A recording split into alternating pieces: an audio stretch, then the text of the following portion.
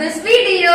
இன்னைக்கு இந்த வீடியோல நம்ம என்ன பார்க்க போறோம் அப்படின்னா வேர்ல்ட் ஹிஸ்டரி உலக வரலாற்றுல ப்ரூட்டல் மைண்ட் இரக்கமே இல்லாம மனிதர்கள் மீது நடத்தப்பட்ட ஒரு ஆராய்ச்சி ஒரு எக்ஸ்பெரிமெண்ட் பத்தி தான் நான் உங்க கூட ஷேர் பண்ண போறேன். அது என்ன எக்ஸ்பெரிமெண்ட் அப்படின்னு தெரிஞ்சுக்கிறதுக்கு முன்னாடி அந்த எக்ஸ்பெரிமெண்டோட ரிசல்ட் முடிவு என்னவா இருந்தது அப்படின்னு நான் சொல்றேன். கேட்கும் போதே உங்களுக்கு ஷாக்கிங்கா தான் இருக்கும். நான் ஃபர்ஸ்டே சொன்ன மாதிரி இந்த எக்ஸ்பெரிமெண்ட் வந்து ஹியூமன் பீயிங்ஸ் மனிதர்கள் மீது தான் நடத்தப்படுது. இந்த எக்ஸ்பெரிமெண்ட் முடியும் போது அந்த மனிதர்கள் வலிக்கு அடிமையானா பெயினுக்கு அடிக்ட் ஆனா எப்படி இருக்கும்? புரியுற மாதிரி சொல்லணும்னா அந்த எக்ஸ்பெரிமெண்ட்ல ஈடுபட்ட நபருக்கு எக்ஸ்பெரிமெண்ட் முடிஞ்ச உடனே ஒரு ஆபரேஷன் பண்றாங்க. அப்ப அந்த நபர் சொல்றாரு, எனக்கு வந்து அனஸ்தீசியாவே வேண்டாம், எனக்கு மயக்க மருந்து கொடுக்காம எனக்கு ஆபரேஷன் பண்ணுங்க, நீங்க கத்தியால என் உடம்புல கிழிக்கும் போது அதுல வர்ற வலி எனக்கு பிடிச்சிருக்கு, எனக்கு அந்த பெயின் வேணும், என்ன துன்புறுத்துங்க, எனக்கு மயக்க மருந்து கொடுக்காதீங்க, எனக்கு அந்த வலி பிடிச்சிருக்கு அப்படின்னு சொல்றாரு.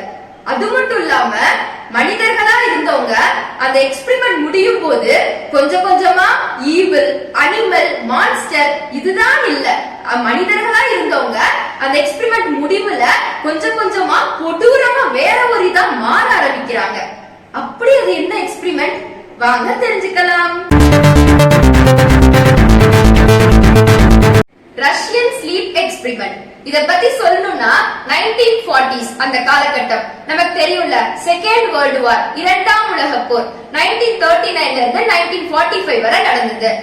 நம்ம படத்துல தான் பார்த்திருப்போம். ரெண்டு நாடுகளுக்கு நடுவுல போர் வந்துச்சுன்னா அந்த தோத்து போன நாடோட பொன், பொருள், பலம், அங்க இருக்க ஆர்மி போர்ஸ், பொலிட்டீஷியன்ஸ் எல்லாமே அந்த ஜெயிச்ச நாடுக்கு சொந்தமாயிரும். அதேதான் இங்கேயும் ஜெர்மன் வந்து தோத்து போயிடுறாங்க. அங்க ஜெர்மன்ல இருக்க சில பொலிட்டீஷியன்ஸ பிரிசனர்ஸ் ஆஃப் வார் அப்படின்னா சிறை கைதிகளா ரஷ்யன் வந்து தன்னோட நாட்டுக்கு கூட்டிட்டு வராங்க. இது ஒரு பக்கம் நடந்துட்டு இருக்க, கான்சிக்வெண்டா ரஷ்யால ரஷ்யன் சயின்டிஸ்ட் எல்லாம் சேர்ந்து ஒரு கேஸ், ஒரு வாயு ஒண்ணு கண்டுபிடிக்கிறாங்க. அது என்ன கேஸ் அப்படின்னு பார்த்தோம்னா, அந்த வாயுவை நம்ம யாராவது சுவாசிச்சோம்னா நமக்கு தூக்கமே வராதாம். மனிதர்களுக்கு தூக்கம் வராம இருக்கிறதுக்கு அவங்க ஒரு கேஸ் ஒண்ணு கண்டுபிடிக்கிறாங்க. அது எதுக்கு அப்படின்னு பார்த்தா, ரஷ்யா என்ன நினைக்கிறாங்கன்னா, செகண்ட் வேர்ல்டு வார் முடிஞ்சிருச்சு, அடுத்து எப்படியும் தேர்ட் வேர்ல்டு வார் வரும், அங்க ரஷ்யா சர்வைவ் ஆகணும், அதுலயும் ஜெயிக்கணும் அப்படின்னா நம்மளோட மிலிட்டரி போர்சஸ்லாம் நைட்டு தூங்காம சண்டை போட்டாங்க, போர்ல சண்டை போட்டாங்க அப்படின்னா நம்ம ஜெயிக்கலாம். நம்மளோட மிலிட்டரி போர்சஸ்க்கு இந்த கேஸ் வந்து ரொம்பவே அத்தியாவசியம், தூக்கம் வராம இருக்கிறதுக்கு ஒண்ணு கண்டுபிடிப்போம் அப்படின்னு சொல்லி ட்ரை பண்ணி ஒண்ணு கண்டுபிடிக்கிறாங்க. எந்த ஒரு பொருள், மருந்து எதுவா இருந்தாலும் புதுசா உருவாக்குன உடனே அதுக்கு வந்து டெஸ்ட் ட்ரையல் சொல்லி ஒரு செஷன் உண்டு. அதை எது மேலயாவது டெஸ்ட் பண்ணி பார்ப்பாங்க. மேக்ஸிமம் பாத்தீங்கன்னா லேப் ராட்ஸ் அப்படின்னு சொல்லப்படுற ஆராய்ச்சி கூடத்துல இருக்கக்கூடிய எலிகளுக்கு கொடுத்துதான் டெஸ்ட் பண்ணுவாங்க. ஆனா இந்த ரஷ்யன்ஸ் என்ன நினைக்கிறாங்கன்னா, நம்ம இதை நேரடியா மனிதர்கள் மேலே ட்ரை பண்ணி பார்ப்போம், அப்பதான் பெஸ்ட் ரிசல்ட்ஸ் கிடைக்கும் அப்படின்னு அவங்க நினைக்கிறாங்க. ஆனா இந்த எக்ஸ்பெரிமெண்டோட ரிசல்ட் வந்து என்ன வேணாலும் இருக்கலாம். அந்த மனிதர்களோட உயிரே போகலாம், இல்ல பைத்தியம் பிடிக்கிற மாதிரி ஆகலாம், என்ன வேணாலும் நடக்கலாம். அது எப்படி டைரக்டா ரஷ்யன் மிலிட்டரி போர்ஸ் மேல ட்ரை பண்றது, இதை யார் மேல செய்யலாம் அப்படின்னு அவங்க யோசிக்கும் போது கரெக்டா அவங்களுக்கு சிக்கினதுதான் ஜெர்மன்ஸ்ல இருந்து பிரிசனர்ஸ் ஆஃப் வார், போர் கைதிகளா கொண்டு வரப்பட்ட அந்த பொலிட்டீஷியன்ஸ், ஜெர்மன் பொலிட்டீஷியன்ஸ்க்கு நம்ம இந்த கேஸ சுவாசிக்க வச்சு நம்ம இந்த எக்ஸ்பெரிமெண்ட் பண்ணி பார்ப்போம் அப்படின்னு முடிவு பண்றாங்க. சொல்ல போனா அந்த ஜெர்மன் பொலிட்டீஷியன்ஸ போய் பிரெயின் வாஷ் பண்ணவும் செய்யறாங்க. இந்த எக்ஸ்பெரிமெண்ட்டுக்கு ஒத்துக்கோங்க, ஒண்ணு கிடையாது, இந்த கேஸ நீங்க சுவாசிக்கணும், அவ்வளவுதான், ஒண்ணு ஆகாது, இந்த எக்ஸ்பெரிமெண்ட் முடிஞ்சோடனே உங்க சொந்த நாட்டுக்கே ஜெர்மனிக்கே நாங்க திருப்பி அனுப்பிடுவோம், ஒன்னும் பிரச்சனை இல்லை, இதுக்கு ஒத்துக்கோங்க அப்படின்னு சொல்லிட்டு அவங்க பிரெயின் வாஷ் பண்ணவும் செய்யறாங்க. ஜெர்மன்ஸும் அந்த 5 பொலிட்டீஷியன்ஸும் கடைசியா ஓகே அப்படின்னு சொல்லிட்டு எக்ஸ்பெரிமெண்ட்டுக்கு ஒத்துக்கவும் ஆரம்பிக்கிறாங்க. இப்போ இருந்துதான் நம்ம எக்ஸ்பெரிமெண்ட் ஸ்டார்ட் ஆகுது. ஆராய்ச்சிக்காக இப்ப நீங்க பாத்துட்டு இருக்க இந்த ரூம் ஒண்ணு உருவாக்குறாங்க. அந்த ரூம் எப்படி டிசைன் பண்ணிருந்தாங்கன்னா, ஃபுல் க்ளோஸ்டு ரூம், உள்ள போக வர வெறும் ஒரே ஒரு டோர் மட்டும்தான், விண்டோஸ் எதுவுமே கிடையாது, ஜன்னலே கிடையாது. அந்த காலத்துல சிசிடிவி கேமராஸ்லாம் இல்ல அப்படிங்கிறதுக்காக உள்ள நடக்கிறத தெரிஞ்சுக்கிறதுக்கு ஒரே ஒரு கண்ணாடி 5 இன்ச்சுக்கு ஒரு கிளாஸ் ஒண்ணு செட் பண்ணி பண்ணிருக்காங்க. வெளியே இருந்து பார்த்தா உள்ள இருக்கிறது தெரியும், ஆனா உள்ள இருந்து பார்த்தா வெளியே நடக்கிறதுலாம் தெரியாத மாதிரி அந்த கிளாஸ அமைச்சிருந்தாங்க. உள்ள என்னதான் அந்த கிளாஸ் அவங்க தட்டினாலும் உடைச்சாலும் உடையாத அளவுக்கு ஸ்ட்ராங்கா பில்ட் பண்ணிருந்தாங்க. பிளான் பண்ண மாதிரியே பிரிசனர்ஸ் ஆஃப் வார், போர் கைதிகள் 5 பேரை அந்த ரூம்குள்ள அனுப்பவும் செய்யறாங்க. ஃபர்ஸ்ட் டே அவங்க ரூம்குள்ள போன முதல் நாள் ரஷ்யன்ஸ் மனிதர்கள் தூங்காம இருக்கிறதுக்கு கண்டுபிடிச்சிருந்த அந்த கேஸ அந்த ரூம்குள்ள திறந்து விடுறாங்க, ரிலீஸ் பண்றாங்க. முதல் 3 நாள் ஒண்ணும் தெரியல, நார்மலா அந்த கேஸ உள்ள இருக்க 5 பேர் பிரீத் பண்றாங்க, இன்ஹேல் பண்றாங்க. அவங்களுக்கு எந்த ஒரு ரியாக்ஷனும் இல்ல, ரொம்ப ஜாலியா ஹாப்பியா இருக்காங்க. அவங்க லைஃப்ல நடந்த சந்தோஷமான இன்சிடென்ட்ஸ், இந்த எக்ஸ்பெரிமெண்ட் முடிஞ்சோடனே நம்மளோட சொந்த நாட்டுக்கு போயிடலாம், ஜெர்மனிக்கு போயிடலாம் அப்படிங்கிற சந்தோஷமாவே 3 நாள் இருக்காங்க. மெயினா நோட் பண்ண வேண்டியது 3 days 72 hours கண்டினியூஸா அவங்க தூங்காம முழிச்சு சந்தோஷமா அந்த ரூம்குள்ள இருக்காங்க. But next 4th and 5th டே அப்படியே அவங்க மேல ஒரு சேஞ்சஸ் ஏற்படுது. ஃபர்ஸ்ட் 3 days விட டோட்டலா ஆப்போசிட்டா ரியாக்ட் பண்ண ஆரம்பிக்கிறாங்க. ஃபுல் டிப்ரெஷன் ஸ்டேட்டுக்கு போக ஆரம்பிக்கிறாங்க. அவங்க லைஃப்ல நடந்த சோகமான இன்சிடென்ட்ஸ் எல்லாம் ஒருத்தருக்கு ஒருத்தர் மாத்தி மாத்தி ஷேர் பண்றாங்க. போர் நடந்தப்போ அவங்க பட்ட கஷ்டத்தை எல்லாம் சொல்ல ஆரம்பிக்கிறாங்க. இது மாதிரி புலம்பிட்டு ரொம்ப கஷ்டப்பட்டுட்டு சோகமா இருக்க ஆரம்பிக்காங்க. முதல் 3 நாளுக்கு அப்படியே ஆப்போசிட்டா அடுத்த 2 நாள் 4th and 5th டே அப்படி இருக்கிறாங்க. நெக்ஸ்ட் 6th and 7th டே பாத்தீங்கன்னா அவங்களுக்குள்ள சண்டை வர ஆரம்பிக்குது. இந்த ரூம்குள்ள வந்ததுக்கு நீதான் காரணம், உன்னாலதான் நம்ம இந்த ரூம்குள்ள வந்தோம் அப்படின்னு மாத்தி மாத்தி ஒருத்தருக்கு ஒருத்தர் பிளேம் பண்ணிட்டு சண்டை போட ஆரம்பிக்கிறாங்க.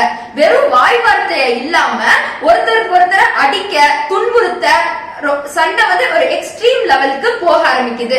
இதெல்லாம் வெளியே இருந்து பாத்துட்டு இருக்க ரிசர்ச்சர்ஸ்க்கு அவங்க சண்டை போடுறது ஒரு பெரிய விஷயமாவே தெரியல. ஏன்னா இப்ப நம்ம பாக்குற பிக் பாஸே எடுத்துக்கோங்களேன், அவ்வளவு பெரிய வீட்டுல எல்லா ஃபெசிலிட்டிஸ் இருந்தும் டெய்லி நைட்டு தூங்கி சாப்பிட்டு அப்படி இருக்கிறவங்களுக்கு நடுவுல எவ்வளவு சண்டை வருது நம்ம பாத்துருப்போம். ஆனா அங்க வெறும் ஒரு ரூம்ல 5 பேர் ஒருத்தர் மாத்தி மாத்தி பார்க்க முடியும். வெளியே நடக்கிறது எதுவும் தெரியாது, பெருசா எந்த ஒரு என்டர்டைன்மெண்ட்டும் இல்லாதப்போ ஹியூமன் பீயிங்ஸ் நடுவுல சண்டை வருது நேச்சர் தான், அது ஒரு பெரிய விஷயமே இல்ல அப்படின்னு சொல்லிட்டு சயின்டிஸ்ட் நினைச்சு கேஷுவலா விட்டுறாங்க. பட் 8th and 9th டேவும் அது கண்டினியூ ஆகுது. அவங்களுக்குள்ள சண்டை போட்டதெல்லாம் போகி என்ன சொல்றது, ஒருத்தருக்கு ஒருத்தர் ஹெலுசினேஷன் இல்லாத ஒரு விஷயத்த இருக்கு அப்படின்னு நம்ப ஆரம்பிக்கிறாங்க. சோரை பார்த்துட்டு ஏதோ மனிதர்களுக்கு புரியாத ஏதோ ஒரு பாஷையில அவங்களுக்குள்ள யாரோ இருக்கிற மாதிரி முணுமுணுக்க ஆரம்பிக்கிறாங்க, வித்தியாசமா பிஹேவ் பண்ண ஆரம்பிக்கிறாங்க. இதுல ஒருத்தர் எக்ஸ்ட்ரீம் நிலைமைக்கு போகி தன்னோட ஓக்கல் கார்டு தொண்டை கிளிற அளவுக்கு 6 hours கண்டினியூஸா ஹை பிச்ல ஒருத்தர் கத்திக்கிட்டே இருந்திருக்காரு. நான் ஃபர்ஸ்டே சொல்ல மறந்துட்டேன், அந்த ரூம்குள்ள அவங்களுக்கு தேவையான சாப்பாடு, தண்ணி, அப்புறம் போர் அடிச்சா படிக்கிறதுக்கு புக்ஸ், அப்புறம் அது கூட சேர்ந்து ஒரு மைக், ஒரு ஸ்பீக்கர் இதெல்லாம் செட் பண்ணிருந்தாங்க. அந்த மைக் வெளியா கண்டினியூஸா 6 hours அவர் கத்துறத வெளியிருந்து கேட்டுட்டு இருந்த சயின்டிஸ்டுக்கு பயங்கரமா இரிட்டேட் ஆகுது. ஏன்னா நீங்களே யோசிச்சு பாருங்களேன், இப்ப நம்ம பக்கத்துல இருக்க யாராவது சவுண்டா பேசினா இல்ல போன்ல ஏதாவது ஹை வால்யூம்ல வச்சு கேட்டா நமக்கு ஏன் சவுண்ட குறை அப்படிம்போம்ல. ஆனா அந்த ரூம்ல இருந்தவங்களுக்கு தான் கூட இருக்கிற ஒருத்தர் 6 மணி நேரம் கத்திட்டு இருக்காரு, அதுவும் ஹை பிட்ச்ல கத்துறாருங்கிற உணர்வே இல்லாத மாதிரி, ஒண்ணுமே நடக்காத மாதிரி அவங்க வேலையை பார்த்துட்டு இருந்தாங்க. நீங்க போட்டோல பாத்துருப்பீங்க, நடுவுல நின்று அவர் கத்திட்டு இருக்காரு, ஆனா மத்தவங்களுக்கு அவர் கத்துறாருங்கிற உணர்வு என்ன சொல்ல, ஹியூமன் பீயிங்ஸ்னாலே ஃபீலிங்ஸ் உணர்வு இருக்கும், ஆனா அவங்களுக்கு அந்த உணர்வே இல்லாத நிலைமைக்கு அவங்க மாறிட்டு இருந்தாங்க. இதெல்லாம் ஒரு பக்கம் நடக்கும்போது இன்னொருத்தர் என்ன செய்ய ஆரம்பிச்சிட்டாருன்னா, நான் சொன்னேன்ல போர் அடிச்சா படிக்கிறதுக்கு புக்ஸ் கொடுத்திருந்தாங்கன்னு, அந்த புக்ஸோட பேப்பர் எல்லாம் கிழிச்சு சயின்டிஸ்ட் ஒரு கண்ணாடி வழியா உள்ள நடக்கிறத பாத்துட்டு இருக்காங்கல்ல, அந்த கண்ணாடியில கொஞ்சம் கொஞ்சமா ஒட்ட ஆரம்பிக்கிறாரு. வெறும் புக்கு பேப்பர் மட்டும் இல்லாம தன்னோட தோல், தன்னோட சதை, உடம்பு அப்படியே உடம்புல இருக்க தோல் சதையை கிழிச்சு சேர்த்து ஒட்ட ஆரம்பிக்கிறாரு. சயின்டிஸ்ட் வெளியே இருந்து பாக்குறவங்களுக்கு ஒரே ஷாக்கு, இன்னும் இப்படி எல்லாம் ரியாக்ட் பண்ண ஆரம்பிக்கிறாங்க, நம்ம உள்ள என்ன நடக்குதுன்னு பாக்குறதுக்கு இருந்ததே இந்த ஒரு கண்ணாடி தான், இதையும் இங்க ஒட்டி மறைச்சிட்டாங்க, அப்புறம் என்ன பண்ணலாம் அப்படின்னு யோசிச்சுட்டு இருக்காங்க. அப்பதான் உங்களுக்கு நான் வருது, ஆமா உள்ளுக்குள்ள ஒரு மைக் செட் பண்ணோம்ல, அந்த மைக்ல அவங்க என்ன பேசுறாங்கிறத கேட்டு பாப்போம் அப்படின்னு சொல்லி முடிவு பண்றாங்க. அடுத்து 10th 11th 12th டே அந்த அப்பெல்லாம் பாத்தீங்கன்னா அந்த மைக்ல அவங்க ஏதோ முணுமுணுக்கிற சவுண்ட் மட்டும் கேக்குது, பேசுற சத்தம், சண்டை போட்ட சத்தம் எல்லாம் குறைஞ்சு வெறும் முணுமுணுக்கிற சத்தம் மட்டும் கேக்குது. அதை என்ன வாய்ஸ் யார் பேசுறா அப்படின்னு சொல்லிட்டு இவங்க எவ்வளவோ அதை ரெகக்னைஸ் பண்ண ட்ரை பண்றாங்க ரிசர்ச்சர்ஸ். பட் அவங்களுக்கு அது புரியவே இல்லை. அது ஆக்சுவலா ஹியூமன் பீயிங்ஸ் பேசுற மாதிரியே இல்ல, எந்த ஒரு மொழியுமே இல்ல, லாங்குவேஜ் எதுவும் தெரிஞ்ச லாங்குவேஜ் மாதிரியே இல்ல, ஏதோ ஒரு மொழியில புரியாத பாஷையில முணுமுணுன்னு அவங்க பேசிட்டே இருக்காங்க. பட் அந்த நாள் ஆக ஆக அந்த 13th டே 14th டே ஆக ஆக அந்த முணுமுணுக்கிற சவுண்ட் மர்மரிங் சவுண்டும் கொஞ்சம் கொஞ்சமா அப்படியே குறையுது. கடைசி பின் டிராப் சைலண்ட்ல அந்த ரூம் மாறிடுது. வெளியே இருக்க ரிசர்ச்சர்ஸ்லாம் பயங்கர டவுட் வருது. என்னடா இது, நம்ம பாக்குறதுக்கு இருந்த அந்த கண்ணாடியே மூடிட்டாங்க, இப்ப மைக்ல இருந்து எந்த சவுண்ட் வரல, உயிரோட தான் இருக்காங்களா, 15 நாள் கிட்டத்தட்ட 14 டேஸ் தூங்காம இருந்திருக்காங்களே, உயிரோட தான் இருப்பாங்களா, இல்ல இந்த மைக்க உடைச்சிட்டாங்களா, அதனாலதான் சவுண்ட் கேட்கலையா, என்ன பண்றது அப்படின்னு யோசிக்க ஆரம்பிக்கிறாங்க. ஃபைனலா டிசைட் பண்ணி அவங்கள ரூம்குள்ள அனுப்பி அந்த கேஸ் அவங்க இன்ஹேல் பண்ண ஆரம்பிச்சு 15th டே அந்த ரூம்குள்ள போகலாம் அப்படின்னு டிசைட் பண்றாங்க. 15th டே அவங்களுக்கு கொடுத்துட்டு இருந்த அந்த கேஸ அந்த ரூம்குள்ள என்ன சொல்ல ஓபன் பண்ணிட்டு இருந்த அந்த கேஸ ஸ்டாப் பண்றாங்க. மிலிட்டரி ஃபோர்ஸ் அப்புறம் கொஞ்சம் ரிசர்ச்சர்ஸ் எல்லாரும் சேர்ந்து அந்த ரூம் கதவை திறப்போம் அப்படின்னு முடிவு பண்ணி அந்த ரூமை ஓபன் பண்ணவும் செய்யறாங்க. அங்க போய் பார்த்தா அவங்க லைஃப்ல பார்க்காத எதிர்பார்க்காத ஒரு காட்சி அவங்களுக்கு தெரிய வருது.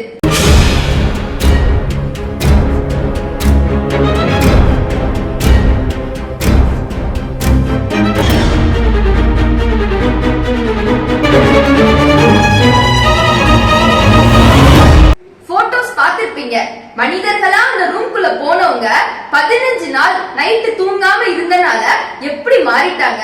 உண்மை சொல்லணும், எனக்கு உங்களை பார்த்தோன்னே ஒரு டைலாக் தான் ஞாபகம் வருது. கடவுள் பாதி மிருகம் பாதி கலந்து செய்த கலவை நான். Because they are not like animals, they are not like human beings. சொல்லப்போனா they are like cannibals. Cannibals-னா உங்களுக்கு தெரிஞ்சிருக்கும்னு நினைக்கிறேன். மனிதர்களை கொன்னு சாப்பிடுவாங்க, அவங்களதான் cannibals-னு சொல்லுவாங்க. உள்ள போய் பார்க்கும்போது அவங்களோட பிசிக்கல் அப்பியரன்ஸ் மட்டும் அப்படி கிடையாது, அவங்களோட கேரக்டரிஸ்டிக்ஸுமே ஒரு கேனிபல் மாதிரி தான் மாறி இருந்துச்சு. ஏன் அப்படி சொல்றேன்னா, உள்ள மொத்தம் 5 பேர் அனுப்பியிருந்தாங்க, ஆனா உயிரோட இருந்தது என்னமோ 4 பேர் தான். 4 பேர் சேர்ந்து ஒருத்தரை கொண்டு அவர் அப்படியே சாப்பிட ஆரம்பிச்சிருக்காங்க. அது மட்டும் இல்லாம அவங்கள வெளியே கூட்டு வரதுக்கு போன அந்த மிலிட்டரி ஃபோர்ஸ் ரிசர்ச்சர்ஸ் அவங்க எல்லாத்தையுமே அட்டாக் பண்ண ஆரம்பிச்சிருக்காங்க. க்ளோஸ் த டோர், எங்களுக்கு அந்த கேஸ் வேணும், அதை சுவாசிக்காம எங்களால இருக்க முடியாது, கேஸ் வேணும் அப்படின்னு சொல்லி கத்த ஆரம்பிச்சிருக்காங்க. அது கொடூரமான தோற்றத்தோட. அடுத்து எப்படியோ அவங்க சமாளிச்சு கஷ்டப்பட்டு அவங்கள எல்லாம் ஸ்ட்ரெச்சர்ல கட்டி ஹாஸ்பிட்டலுக்கு கொண்டு வந்து ட்ரீட்மெண்ட்டுக்கு வந்திருக்காங்க. இப்பதான் நான் ஃபர்ஸ்ட் சொன்ன அந்த இன்சிடென்ட் நடக்கு, ஞாபகம் இருக்குன்னு நினைக்கிறேன். எனக்கு அனஸ்தீசியா வேண்டாம், எனக்கு அந்த பெயின் பிடிச்சிருக்கு, எனக்கு மயக்க மருந்து கொடுக்காம ஆபரேஷன் பண்ணுங்க அப்படின்னு சொல்றாங்கன்னு சொல்லியிருந்தேன்ல, அந்த இன்சிடென்ட் இப்பதான் நடக்குது. ஆனா ட்ரீட்மெண்ட்ல 2 பேர் இறந்துடுறாங்க. இப்ப பார்த்தா ரூம்குள்ள வச்சு ஒருத்தரை கொண்டுடுறாங்க. வெளியே ட்ரீட்மெண்ட்ல இருக்கும் போது மிச்ச 4 பேர்ல 2 பேர் இறந்துடுறாங்க. இன்னும் 2 பேருக்கு ட்ரீட்மெண்ட் போயிட்டு இருக்கு. எல்லா ட்ரீட்மெண்ட் பண்ணாலுமே அவங்களுக்கு அனஸ்தீசியா எதுவும் கொடுக்காம தான் செஞ்சுட்டு இருக்காங்க. ஏன்னா அவங்களுக்கு அந்த வலி பிடிச்சிருக்கு. ட்ரீட்மெண்ட் பண்ணி அவங்க கட்டி வச்சிருந்தாலும் அவங்க நாள் ஆக ஆக ரொம்ப கத்த ஆரம்பிச்சிட்டாங்க, கொடூரமா மாற ஆரம்பிச்சிட்டாங்க. நாங்க அந்த ரூம்குள்ள போனோம், எங்களுக்கு அந்த கேஸ் வேணும், எங்களுக்கு இருந்து விடுங்க அப்படின்னு கத்த ஆரம்பிச்சிட்டாங்க. அங்க இருந்த ரிசர்ச்சர்ஸ் எல்லாம் சேர்ந்து ஓகே, எப்படி உங்க உயிரோட இன்னும் எவ்வளவு நாள் இருப்பாங்கன்னு தெரியல, திருப்பி அவங்க அந்த ரூம்குள்ளே அனுப்பலாம் அப்படின்னு முடிவு பண்ணி மிச்சம் உயிரோட இருக்க அந்த 2 பேரை திருப்பி அந்த ரூம்குள்ள அனுப்பி அந்த கேஸும் கொடுக்க ஆரம்பிக்கிறாங்க. ஆனா அன்பார்ச்சுனேட்லி அந்த ரூம்குள்ள போன உடனே ஒரு நபர் இறந்துடுறாரு. மிச்சம் ஒருத்தர் மட்டும் அந்த கொடூரமான தோற்றத்தோட அந்த ரூம்குள்ள இருக்கிறாரு. ஆனா அவருக்கு ட்ரீட்மெண்ட் பண்ணிட்டு இருக்க அந்த டாக்டருக்கு அதை பார்த்துட்டு இருக்க முடியல. ஏன்னா டாக்டர்ஸ் என்னது, பேஷண்ட்ஸ்க்கு ட்ரீட்மெண்ட் கொடுத்து அவங்களுக்கு வந்த பெயின் வலி எல்லாம் சரி பண்றது. ஒருத்தர் வலிய விரும்பி இப்படி அந்த ரூம்குள்ள இருக்கிறாரு அப்படின்னு தெரிஞ்சோடனே அந்த டாக்டர் ரொம்ப ஃப்ரஸ்ட்ரேட் ஆகி தன்னோட கண்ணால அந்த மிச்ச உயிரோட இருக்கிற ஒரு நபரை சுட்டுட்டாரு. சுட்டுட்டு கேக்குறாரு, யாருடா நீ, இவ்வளவு வலிய தாங்கிட்டு எப்படி இருக்கிற அப்படின்னு கேக்குறாரு. அதுக்கு அந்த நபர் சொல்றாரு, இன்னுமா இல்ல யாரும் தெரியல, டெய்லி நைட்டு நீங்க தூங்கும் போது உங்களுக்குள்ள தூங்குற அந்த ஈவில் ஒரு மிருகம் தான் நான். 15 நாள் 15 டேஸ் நீங்க இப்படி தூங்காம இருந்தீங்கன்னா ஒவ்வொருத்தருக்குள்ளயும் இப்படிதான் இருக்கும், நான் வெளிப்படுவேன் அப்படின்னு சொல்றாரு. சொல்லிட்டு அவர் இறந்துடுறாரு. இதோட இந்த ரஷ்யன் ஸ்லீப் எக்ஸ்பெரிமெண்ட் முடிவடையுது. Every coin has 2 sides. அதேதான் இந்த ரஷ்யன் ஸ்லீப் எக்ஸ்பெரிமெண்ட்டுக்கும். இதுக்கு ரெண்டு விதமான கமெண்ட்ஸ் இருக்கு. சிலர் வந்து இது உண்மையாவே ஹிஸ்டரியில நடந்துச்சு, வேர்ல்டு வார் அப்போ ரஷ்யன்ஸ் வந்து ஜெர்மனை பிடிச்சிட்டு வந்து இந்த மாதிரி அந்த பிரிசனர்ஸ் ஆஃப் வார வச்சு இந்த மாதிரி ஒரு எக்ஸ்பெரிமெண்ட் பண்ணாங்க, பெரிய தப்பு செஞ்சாங்க அப்படின்னு சிலர் சொல்றாங்க. மனித உயிர் அவனை வேண்டாம், மனுஷ உயிரோட விளையாடாதீங்க. ஆனா இதுக்கு ஆப்போசிட்டா சிலர் என்ன சொல்றாங்கன்னா, கிரீப்பர் பாஸ்தா கிரீப்பர் பாஸ்தா அப்படின்னு சொல்லிட்டு ஒரு வெப்சைட் இருக்கு. அது என்ன மாதிரியான வெப்சைட் அப்படின்னு பார்த்தா, ஹாரர் மூவிஸ் இல்ல சயின்ஸ் எக்ஸ்பெரிமெண்ட் மூவிஸ் இந்த மாதிரி நமக்கு தெரிஞ்ச ஸ்டோரிஸை எழுதி அந்த வெப்சைட்ல நம்ம ரிலீஸ் பண்ணலாம். ஒருத்தர் தன்னோட கிரியேட்டிவிட்டியை யூஸ் பண்ணி எழுதின ஸ்டோரி தான் இது. அந்த ஸ்டோரியில அவர் science experiment, second world war, Russian, German இந்த வேர்ட்ஸ் எல்லாம் யூஸ் பண்ணி இருந்தனால நம்ம ரியல் ஹிஸ்டரியில இது நடந்தது அப்படின்னு சொல்லிட்டு மக்கள் தப்பா புரிஞ்சுக்கிட்டாங்க. ஆனா இது வெறும் கதை தான், வரலாறு கிடையாது அப்படின்னு சிலர் ஸ்ட்ராங்கா சொல்லிட்டு இருக்காங்க. ஆனா இதுக்கு எதுவும் எந்த ஒரு விஷயமும் இது நடந்தது நடக்கல, ரெண்டுக்குமே ஸ்ட்ராங்கான எவிடன்ஸோ ப்ரூஃபோ எதுவுமே கிடையாது. உங்களுக்கு என்ன தோணுது? உண்மையாவே ஹிஸ்டரியில இப்படி ஒரு எக்ஸ்பெரிமெண்ட் நடந்திருக்குமா? ரஷ்யன்ஸ் பிரிசனர்ஸ் ஆஃப் வார், போர் கைதிகள் மேல இப்படி ஒரு கொடூரமான எக்ஸ்பெரிமெண்ட்டை செஞ்சு பார்த்திருப்பாங்கன்னு நினைக்கிறீங்களா? இல்ல இது சும்மா வெப்சைட்ல யாரோ அவங்க கிரியேட்டிவிட்டியை யூஸ் பண்ணி எழுதின ஃபிக்ஷனல் ஸ்டோரி தான் அப்படின்னு தோணுதா? ரஷ்யன் ஸ்லீப் எக்ஸ்பெரிமெண்ட் பத்தி உங்களோட பாயிண்ட் ஆஃப் வியூ என்னங்கறத கீழே கமெண்ட் பண்ணுங்க. இந்த வீடியோ பிடிச்சிருந்துச்சுன்னா கண்டிப்பா லைக் பண்ணுங்க. உங்க ஃப்ரெண்ட்ஸ் அண்ட் ஃபேமிலி சர்க்கிள்ல யாருக்கு இந்த மாதிரி மிஸ்டீரியஸ் வீடியோ, ஹிஸ்டரி வீடியோஸ்லாம் பிடிக்குமோ அவங்க கூட ஷேர் பண்ணுங்க. நெக்ஸ்ட் வீடியோல பார்க்கலாம். Bye by.